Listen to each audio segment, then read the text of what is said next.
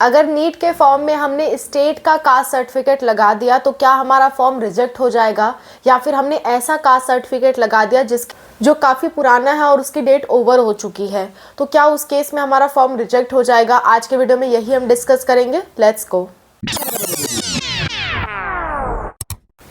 Hello everyone, welcome to spark of classes. This is Soman Yadav.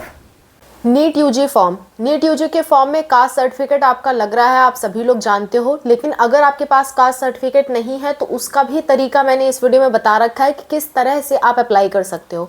Link video का last में मिलेगा। फिलहाल हम लोग बात करें कि अगर आपने गलती से या जानबूझ के स्टेट का कास्ट सर्टिफिकेट लगा दिया है तो क्या वो वैलिड होगा? आंसर है नहीं, वो वैलिड नहीं होगा। फिर दूसरा सवाल आता है, क्या आपका फॉर्म इस केस में रिजेक्ट हो जाएगा? तो आंसर है नहीं, आपका फॉर्म रिजेक्ट नहीं होगा, लेकिन आपको जनरल कंसिडर किया जाएगा। ठीक है, बात समझ में आ गई।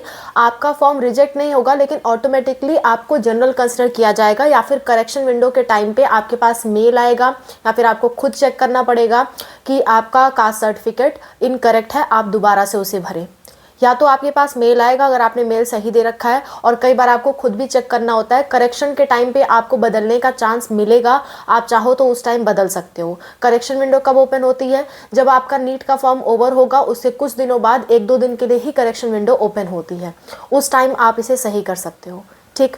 दूसरा सवाल आता है, क्या हमारी डेट जब ओवर हो चुकी है, जैसे कि ओबीसी और ईडब्ल्यूएस का 1 साल यानी कि 1 अप्रैल 2024 के से ज़्यादा पुराना नहीं लिया जाता, लेकिन अगर आपने पुराना लगा दिया है और आपने फॉर्म भर दिया तो उस केस में क्या आपका फॉर्म रिजेक्ट होगा? अगेन आंसर है नहीं।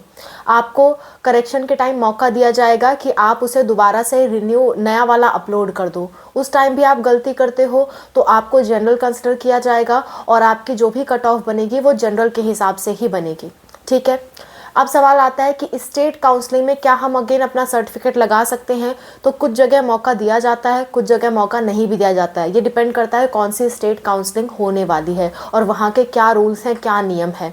हर साल कुछ ना कुछ रूल्स में बदलाव आता जा रहा है, तो आने वाले कल की गारंटी नहीं दी जा सकती कि आने वाले जो काउंसलिंग है उसमें क्या रूल निकल के आएगा, उसकी गारंटी हम लोग नहीं दे सकते। लेकिन हाँ, अगर आप ईडब्ल्यूएस या ओबीसी हो, 1 साल से ज़्यादा पुराना लगाते हो तो वो वैलिड नहीं है, आपको उसे सही कराना पड़ेगा। और आपने स्टेट वाला लगा दिया तो वो भी वैलिड नहीं है, आपको उसे सही करना ही पड़ेगा। अगर नहीं करते हो तो फॉर्म तो रिजेक्ट नहीं होगा, लेकिन आप जनरल कंसिडर किए जाओगे, कट ऑफ भी आपकी जनरल के हिसाब से ही बनेगी। क्लियर है? और भी कोई दिक्कत, कोई परेशानी होगी कमेंट में मेंशन करना। We are ready to help. Bye, take care.